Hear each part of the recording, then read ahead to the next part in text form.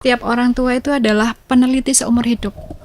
Dia meneliti anaknya mulai dari di dalam kandungan lahir, tumbuh hari ke hari, bulan ke bulan sampai besar. Pola asuh radikal kandor itu adalah konsep care personally, tetapi dia juga challenge directly. Jadi pertemuan di antara dua sudut itu yang membuat pola asuh kita kepada anak, bukan hanya kepada anak, itu bisa diterapkan di perusahaan juga. Itu yang membuat awet ternyata. Selalu percaya bahwa orang-orang yang ada di sekitarmu akan terus mendukungmu untuk terus tumbuh menuju versi terbaikmu. Jadi jangan pernah putus asa. Halo pemirsa Surya Malang, berjumpa lagi dengan saya dan Sadi Nugroho di program Malang Live.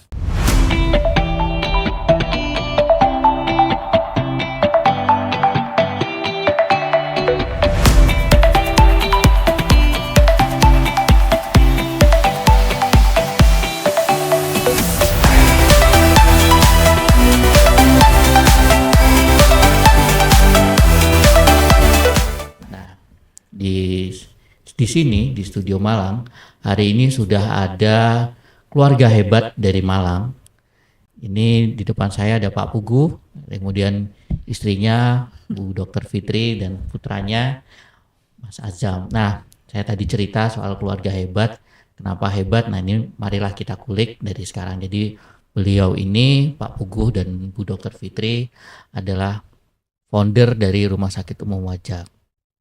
Nah, dan Pak Puguh terutama juga banyak beraktivitas di bersinggungan dengan orang luar, aktivitasnya sangat hebat, sangat banyak, dan banyak sekali pemberitaan tentang Pak Puguh dan Bu Dr. Fitri dan terutama Rumah Sakit Umum Wajak. Nah, kita sapa dulu Pak. Selamat pagi nih Pak. Iya, selamat pagi Mas. Selamat pagi Bu Dokter. Selamat pagi. Selamat pagi Azam. Nah, mungkin ini kita mulai dulu ya. Sebenarnya bisa diceritakan dulu nggak Pak? Pertama kali Bapak sama Ibu bertemu, kemudian ada perusahaan bersama nih istilahnya ya, rumah sakit, bisa mengembangkan Rumah Sakit Umum Wajak, dan akan ada banyak lagi perusahaan setelah itu gitu loh Pak. Bisa diceritakan nggak Pak? Iya, jadi kita kebetulan satu alma mater dulu di Universitas Udayana. Oh, dari Bali nih. Bali, ya. Dari Bali. Ya. Saya asli Malang, kuliah di sana. Kalau Dr. Fitri, istri saya dari Gresik. Ya, aslinya Gresik. Ketemu di sana, kemudian tahun 2011 awal kita pulang kampung setelah menikah. Terus setelah itu dalam proses perjalanan, karena kita ini sama-sama dari latar belakang yang memiliki pemahaman bahwa kita itu harus menjadi pengusaha begitu. Jadi tidak terlalu direkomendasikan untuk menjadi pegawai begitu. Itu salah satu doktrin dari orang tua saya ataupun orang tuanya istri gitu. Oh, okay. Nah, itu yang mendorong dari awal kita untuk istilahnya itu ya mencoba berbagai kesempatan. Nah, tahun 2011 setelah bertemu dengan salah seorang teman waktu itu, pemilik apotek di salah satu kecamatan di Malang, beliau menceritakan tentang begitu luar biasa ketika dia itu punya apotek begitu. Yang itu menjadi sumber inspirasi awal saya dengan istri untuk membuat bisnis di industri kesehatan. Jadi tahun 2011 itu akhirnya kita membuka toko obat ya waktu itu ya. Toko obat berbekal kontrak di Wajak, di pasar Wajak waktu itu. Kemudian tidak lama istri saya minta untuk off dari rumah sakit untuk praktek di toko obat itu. Dan alhamdulillah ya, seiring dengan berjalannya waktu, toko obat itu terus berkembang sampai pada akhirnya sekarang ini ada rumah sakit begitu. Jadi Azam ini sejak lahirnya, dia ini kan lahir tahun 2011. Jadi dia ini sejak procot itu sudah kita ajak aktivitas berbisnis gitu. Oh iya mantap Azam. Bisnis. Nah, kemudian ini Pak, mau nanya tadi yang nggak belum dijelaskan, kenapa kok akhirnya memilih ke Malang gitu? Kan bisa aja ke Surabaya, bisa juga ke Gresik gitu. Iya, itu salah satu cita-cita saya ya memang. Ya. Jadi saya itu terlahir di Wajak, sana, di Wajak Malang. Kemudian saya punya pikiran bahwa saya harus membangun tempat saya begitu. Di waktu itu tahun 2011 memang selain ada niatan itu, yang kedua dorongan dari orang tua, dan saya melihat memang peluangnya masih ada begitu. Tidak banyak istilahnya apa ya, kalau kita dalam konteks dalam kacamata bisnis itu yang bermain di perifer. Ya, bermain di perifer, sehingga kita dengan bismillah lah kemudian kita memulai bisnis itu begitu. Oke. Nah, bisnis berkembang, kemudian banyak. Berarti ini bisnisnya memang untuk berdua atau dikembangkan berdua gini ya bisnisnya ya? Jadi saya menuliskan di buku pertama saya itu tentang konsep couplepreneur yang kita bangun. Betul. Jadi couplepreneur yang kita bangun itu benar-benar kita membagi diri secara profesional di dalam perusahaan. Jadi dan kita mengembangkan perusahaan itu bareng-bareng begitu. Kadang kan ada orang menyebut sebagai couplepreneur tetapi bisnisnya beda-beda. Ya. Ada juga yang pada akhirnya salah satu yang di depan, salah satu suruh di belakang gitu.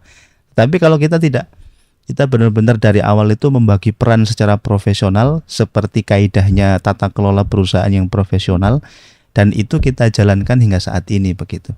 Tersistemasi sampai tercloning, ada manajer-manajer yang expert dan mereka bisa menjalankan gitu. Ini yang saya agak bingung nih Mas. Mungkin sama Bu Dokter Fitri bisa dijelaskan juga ya. Di rumah kan Ibu Dokter sebagai ibu rumah tangga ya. Kemudian di perusahaan nih apakah jadi ibu rumah tangga lagi atau jadi langsung jadi SEO-nya nih atau gitu. Pembagian tugasnya Bu Ya, antara itu. di rumah kemudian di ruang kerja gitu loh. Pertanyaan itu pasti ada. Silakan dijawab. Monggo Bu. Jadi memang selalu pertanyaan yang muncul Iya. pada setiap couplepreneur itu adalah bagaimana membagi peran Iya. antara memisahkan urusan di dalam rumah dengan di perusahaan. Saya pikir memang ketika kita ingin bertumbuh, pertumbuhan itu berjalan dengan cepat, maka memang harus dikelola dengan profesional. Artinya seringkali ketidakmampuan mengelola atau memanajemeni di dalam rumah itu merembet pada ketidakmampuan untuk mengelola sebuah organisasi perusahaan. Nah, maka saya selalu menyarankan kepada setiap pasangan yang ingin membangun bisnis bersama adalah selesaikan dulu urusan di internal rumah tangga. Ya. Nah, artinya di internal rumah tangga ini harus kokoh dulu sebagai dasar pijakan untuk mengokohkan bisnisnya. Nah, bagaimana cara mengokohkannya? Salah satunya adalah adanya sharing leadership. Artinya ada pembagian peran di mana barangkali anak harus mendapatkan asupan nutrisi yang cukup, misalkan sebagai contoh, tetapi tidak harus saya yang menyuapi. Barangkali bisa Pak Pugu atau saya direction kepada seseorang dengan supervisi saya. Anak harus tetap sekolah dengan baik, harus tetap belajar, cerdas, berprestasi, tetapi tidak harus itu 100% saya yang melakukan. Artinya ada kerjasama barangkali Pak Pugu yang sering sekali beliau yang mengantarkan anak-anak berangkat sekolah, yang mengajari ketika mau ujian. Barangkali saat saya ada kesibukan di perusahaan. Jadi pada kata kuncinya adalah sharing leadership, kerjasama antara suami dan istri dalam menghandle, menyelesaikan urusan internal rumah tangga sehingga perusahaan akan berjalan secara profesional. Saya pikir itu sih. Nah, kalau kita ngambil prioritas ini ya, mana yang lebih prioritas? Kira-kira ya, misalnya ada sesuatu lah di perusahaan dan di rumah, mana yang lebih diprioritaskan Bu, Bapak? Kira-kira. Semuanya prioritas. Saya pikir saya tidak akan memilih ya mana yang lebih penting, bahwa bisnis itu penting karena dengan bisnis itu akan mampu membuat keluarga saya sejahtera, tetapi anak-anak dan suami juga penting. Nah, artinya itu bagi setiap perempuan yang ingin berdaya begitu ya, tidak boleh istilahnya memilih. Ya barangkali memang pada satu waktu harus memilih, tapi itu tadi sharing leadership, bahwa kemampuan seorang perempuan untuk memanajemeni hidupnya dengan baik itu akan berpengaruh bagaimana dia mampu memanajemen kehidupan anak-anak, suami dan pekerjaannya itu sih. Jadi contoh kecilnya gini Mas, kalau saya itu kan lebih kepada orangnya, kalau Steven saya itu thinking, jadi memang Berpikir ya. berpikir dan visioner begitu. Nanti kita begini, cuman terkadang itu susah untuk menerjemahkan. Nah beliau ini jago untuk menerjemahkan itu. Makanya saya pikir kita ini kolaborasi yang pas begitu ya. Jadi misalkan kayak kita tahun 2015 kita harus punya klinik nih. Itu yang bagian mendetailkan step by step, terus kemudian instrumen SOP, instrumen semua yang dibutuhkan dalam operasional klinik itu beliau yang siapkan gitu. Termasuk ketika kita scale up dari klinik menjadi rumah sakit itu. Dari rumah sakit ada sekian klinik, ada sekian apotek, beliau yang menerjemahkan gitu.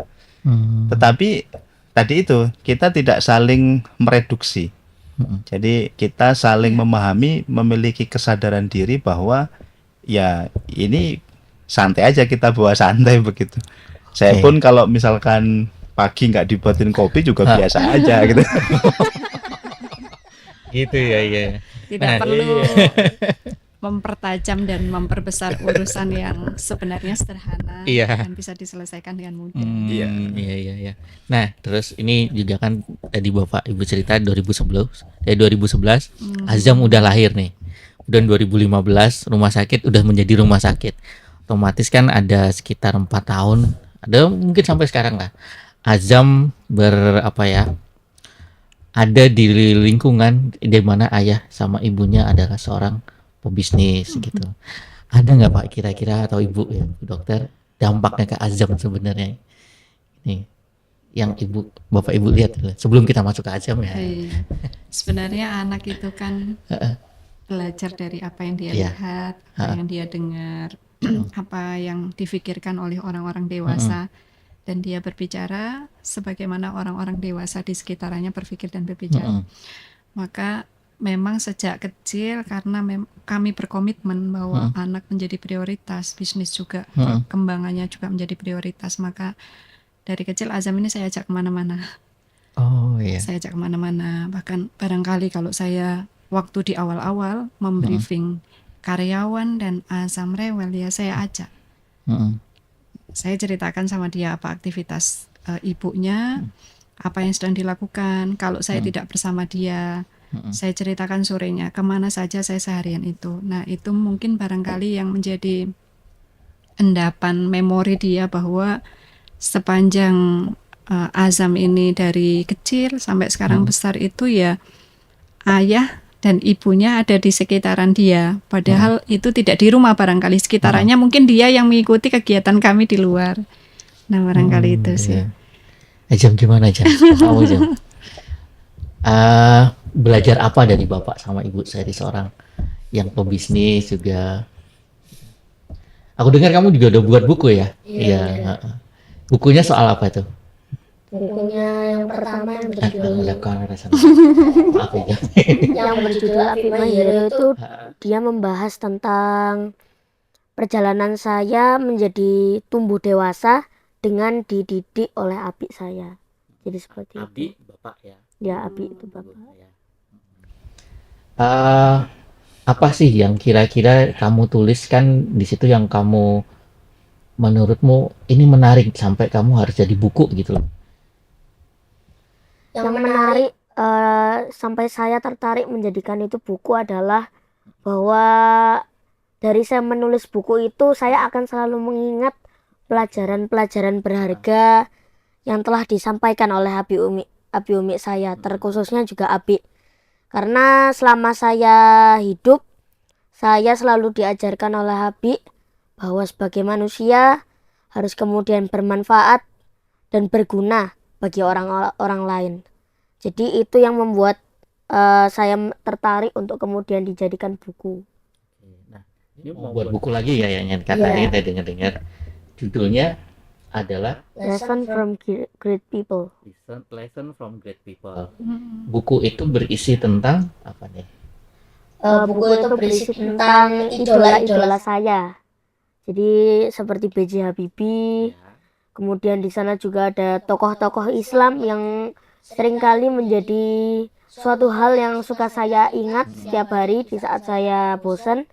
Jadi kemudian saya mencari data informasi tentang dia, saya tonton di YouTube. Jadi itu yang saya masukkan ke dalam buku yang terbaru itu. Udah terbit atau Insya Allah akhir bulan ini. akhir bulan Desember ya? Akhir bulan Desember udah terbit. Nah, tadi cerita soal B.J. Habibie ya. Kenapa Jam kok suka sama B.J. Habibie, Jam? Saya suka B.J. Habibie karena beliau sudah membuat pesawat, dan bukan hanya dari membuat pesawat itu yang saya lihat, tetapi perjuangan beliau sampai beliau kuliah di luar negeri, sampai beliau kemudian bekerja keras membuat pesawat dengan susah payah. Dan kemudian saya tertarik kepada beliau karena gaya berbicara beliau yang logis, dan saya juga sudah menonton ceritanya beliau Habibie Ainun yang membuat saya tertarik bahwa B.J. Habibie itu adalah seorang yang keren menurut saya, yang pantas dijadikan idola untuk saya. Oke, nah Jam, tadi juga saya dibisikin nih sama teman. Katanya Jam pernah pidato di depan karyawan rumah sakit ya? Iya. Kenapa kok seberani itu Jam? Jadi Awalnya gimana Jam? Kok kamu akhirnya memilih mau lakukan itu Jam? Jadi itu terjadi setelah saya pulang dari pelatihannya Coach Fahmi, Grounded Business Coaching. Pada malamnya saya punya keinginan buat saya harus mengimplementasikan apa yang sudah saya lakukan di Grounded. Jadi dari hal itu saya mempunyai pikiran untuk kemudian memberanikan diri bilang ke Abi, saya mau ngisi morning briefing. Dan itu pada saat itu saya kelas 5 SD. Jadi benar-benar baru pulang dari pelatihan, saya langsung mempunyai keinginan untuk kemudian mengisi di morning briefing. Harapannya Abi sama Ibu apa? Boleh nggak gitu? Boleh. Boleh. Kaget nggak Pak? Kok kayak gini saya gitu? Nggak gitu? Nggak. Nah terus yang kamu sampaikan apa itu? Yang saya sampaikan pada pagi itu, saya menyampaikan tentang kepuasan customer terhadap bisnis. Jadi saya juga menyampaikan bahwa kepuasan customer itu penting untuk pertumbuhan bisnis.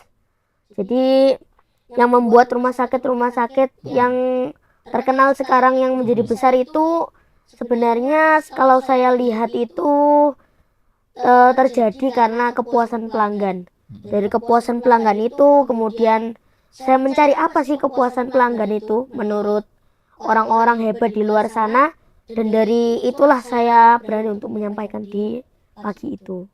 Saya menyampaikan tentang kepuasan customer. Itu belajar sendiri kah atau baca buku atau dari Bapak Ibu? Dapatnya Dari itu ilmu Grounded. ilmunya. Dari ilmu Grounded juga dari Abi dan Umi. Oh, berarti obrolan-obrolan di keluarga itu yang di kopi ya, kemudian disampaikan gitu. Enggak ini Pak, gimana Pak? Ya, saya pikir ini ya termasuk saya mendorong dia menulis buku waktu itu. Iya. Saya banyak membaca literatur tentang pola asuh anak generasi sekarang ya. Ya. Generasi YouTube dan TikTok. Betapa memang agak berbeda gitu mungkin dengan generasi kita. Nah, cuman satu hal yang menjadi sama itu adalah tentang keteladanan. Jadi keteladanan itu yang saya pikir generasi apapun itu dibutuhkan dalam proses pola asuh dan pola didik. Makanya saya mendorong dia mengerjakan apa yang saya kerjakan. Mengerjakan apa yang saya kerjakan. Jadi kalau saya menulis, saya dorong dia untuk menulis. Ya. Jadi saya memang suka menulis. Saya dorong anak-anak di rumah termasuk juga Azam ini untuk menulis. Kemudian saya suka pidato. Saya suka karena setiap hari itu ngisi sesi coaching di karyawan di di rumah sakit. saya juga dorong, saya ajak mereka, saya suruh duduk berdiri di samping saya. Saya suruh duduk ikut ceramah-ceramah saya. Saya suka misalkan berorganisasi. Mereka juga saya kasih tahu, oh bapaknya itu aktif di sini dan seterusnya. Dan ikut berkompetisi OSIS kemarin ya. Termasuk ya, dia ketua OSIS dia. Oh, ketua OSIS kan. Ketua OSIS termuda. Wah. Karena menang kompetisi. Oh, menang kompetisi. Iya. Termasuk juga karena mungkin sudah punya buku itu mungkin ya. Dan ada presentasinya. Saya juga baru tahu dikasih tahu buat sendiri presentasinya tentang visi misi program kerja. Kayak Buat mau sendiri ya? kayak mau jadi caleg ya kan. Buat sendiri, malah saya Iya. diseri dari gurunya. Tapi gini nggak Pak? Ya, tadi kan juga diceritain grounded ya. Si Azam ini juga pintar di public speaking, bisa buat visi misi. Diarahinnya seperti apa sih ini? Supaya terarah gitu kan. Anak. Saya itu pertama kali ngajak dia itu di satu sesi pelatihan di Grounded itu untuk ngetes saja anak ini nyaman nggak gitu. Karena kan semuanya orang dewasa. Ternyata dia nyaman. Dia nyambung gitu apa yang disampaikan meskipun dia tanya karena semuanya pakai bahasa Inggris pelatihannya. Meskipun dia tanya ini maksudnya bagaimana, tapi dia merasa nyaman begitu. Nah, setelah itu saya melihat ini peluang bagi saya untuk istilahnya itu mendidik dia dengan lebih cepat gitu ya. Makanya yang pertama itu, yang kedua saya tahu potensinya dia lumayan cepat untuk diajarin begitu. Sehingga di beberapa kelas yang memang relate untuk menunjang apa yang dia punya seperti pelatihan menulis, ya, pelatihan public speaking, kemudian apa lagi yang kamu ikut? Buku writing. Ya, pelatihan menulis ya. People Ya, termasuk pelatihan grounded leadership untuk young anak people muda. ya, untuk anak muda. Iya.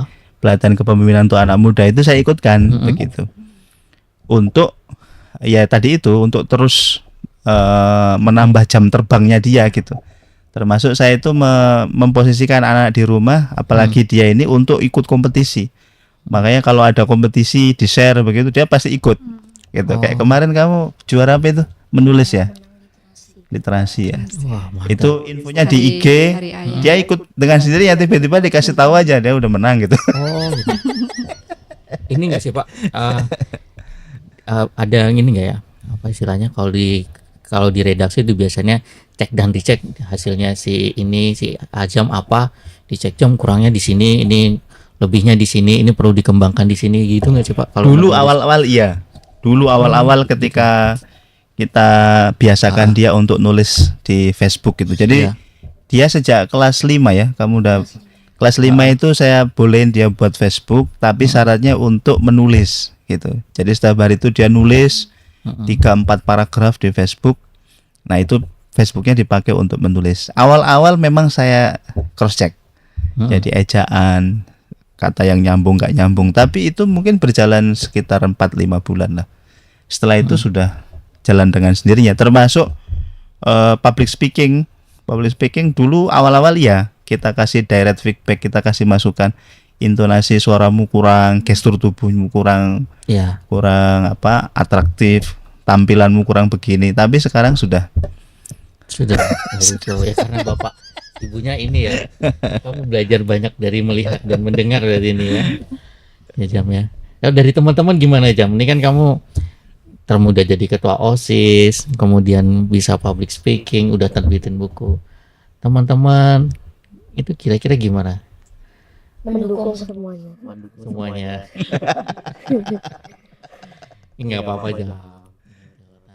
Terus ini kan Azam anak putra pertama ya Pak. kita Ya? pertama. Adik-adiknya gimana?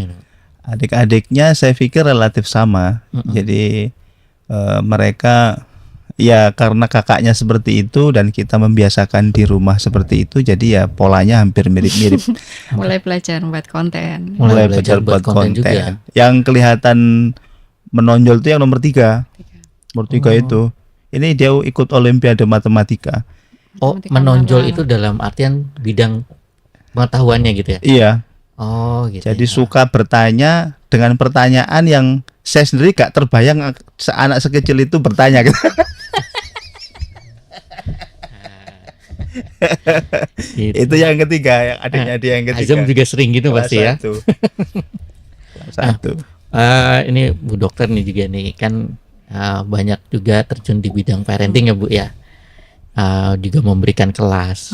Nah, sebenarnya apa sih Bu yang terjadi di keluarga muda yang di sekarang ini gitu loh Bu? Ada nggak Bu hal yang bisa ditangkap dan mungkin bisa juga diajarkan nih pada para pemirsa di Surya di Tribun Jatim Network, tips untuk parenting ini Bu? Jadi pada prinsipnya sama ya seperti yang disampaikan Pak Pugu tadi. Nah. Yang dibutuhkan untuk setiap anak itu adalah keteladanan dari orang tuanya. Kemudian orang tua yang mampu memberikan motivasi, artinya orang tua itu harus menggali apa sih bakat anak itu, kemudian mensupervisi, kemudian mengintervensi. Intervensi dalam tanda kutip intervensi yang positif, artinya setiap anak itu sebenarnya hebat.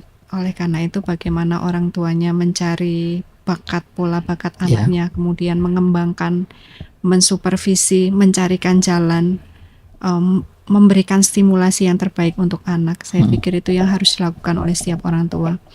Dan saya pikir hari-hari ini yang harus dijadikan headline oleh setiap keluarga adalah bahwa anak itu prioritas.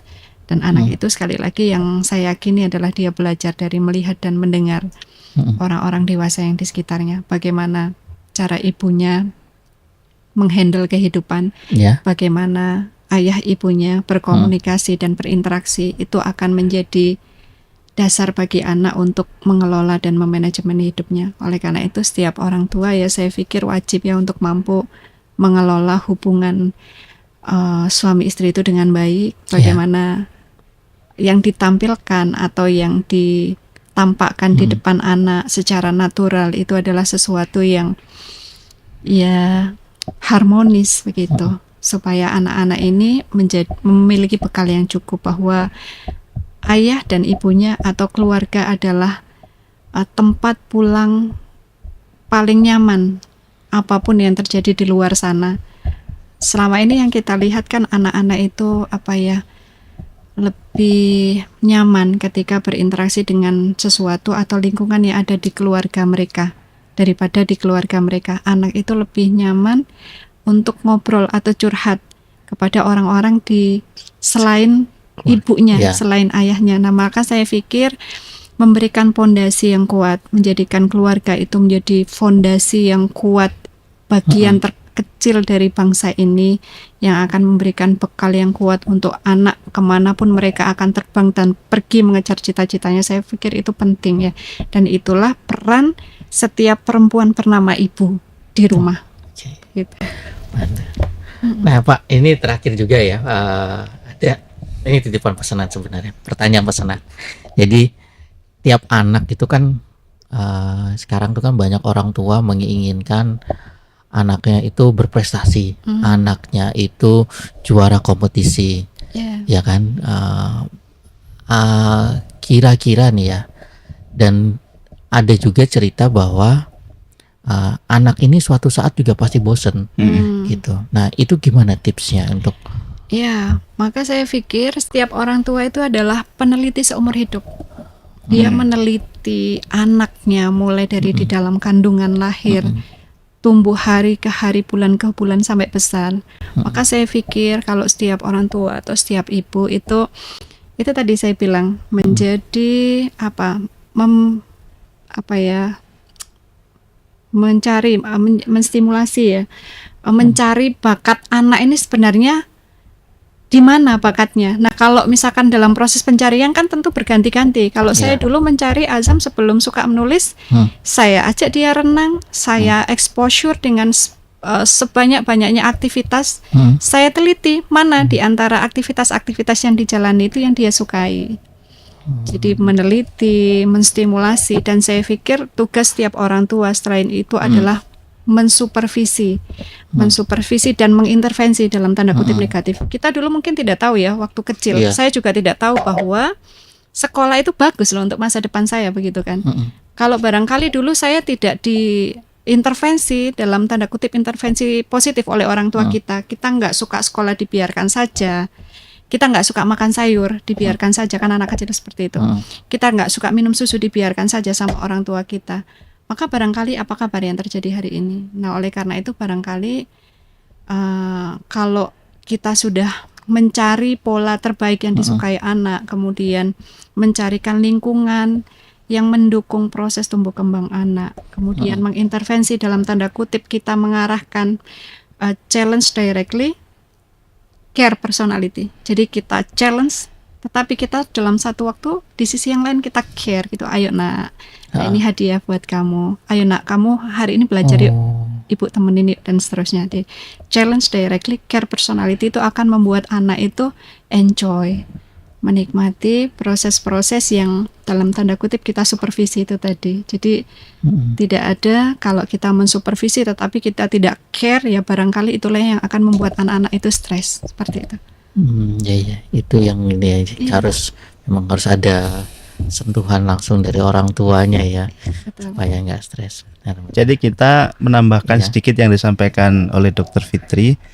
Yang beliau sampaikan itu teorinya Kim Scott tentang pola asuh radikal kandor. Jadi pola asuh radikal kandor itu adalah konsep care personally, tetapi dia juga challenge directly. Jadi pertemuan di antara dua sudut itu yang membuat pola asuh kita kepada anak, bukan hanya kepada anak, itu bisa diterapkan di perusahaan juga.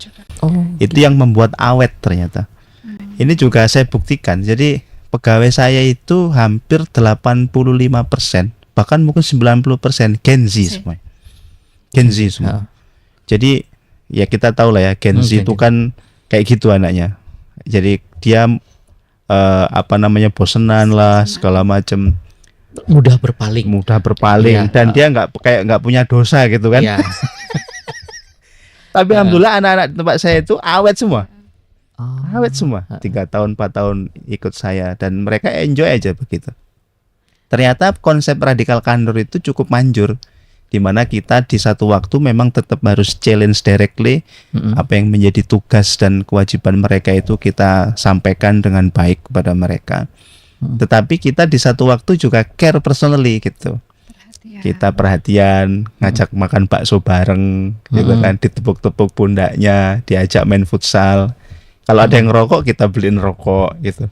Nah itu saya pikir itu yang juga saya terapkan di keluarga dalam mengasuh anak-anak. Jadi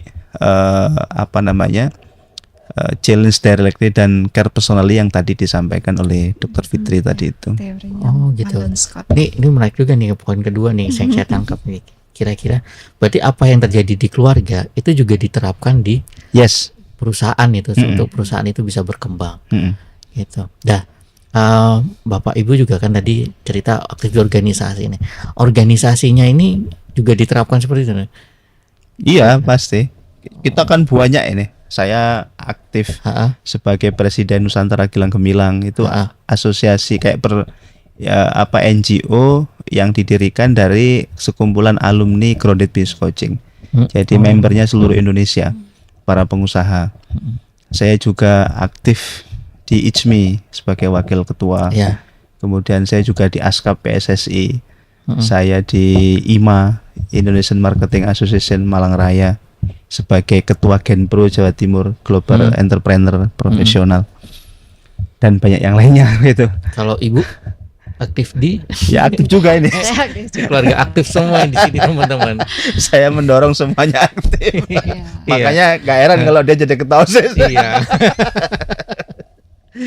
Jadi setiap pribadi harus mengambil peran dengan baik ya Sam ya. Setiap orang harus nyari passionnya. Jadi dalam keluarga harus mendorong apa sih yang menjadi disukai, termasuk juga saya begitu. Saya aktif di Salimah, jadi ketua Salimah Kabupaten Malang. Itu adalah organisasi muslimah yang concern pada keluarga, perempuan dan anak. Nah, jadi pada pemberdayaan. Karena saya pikir kata kunci adalah perempuan ya, terutama ibu, semua ibu itu harus berdaya, mampu memanajemen hidupnya dengan baik. Maka itu menjadi salah satu bagian dari sekian banyak solusi untuk menyelesaikan permasalahan anak, keluarga, termasuk suami dan permasalahan masyarakat ya. Seperti itu. Banyak ya ini aktif ya. Tapi kira-kira gini nggak Pak, dengan banyaknya aktivitas itu, ini pertanyaannya balik lagi ke awal ini. Bagi waktu lagi piye?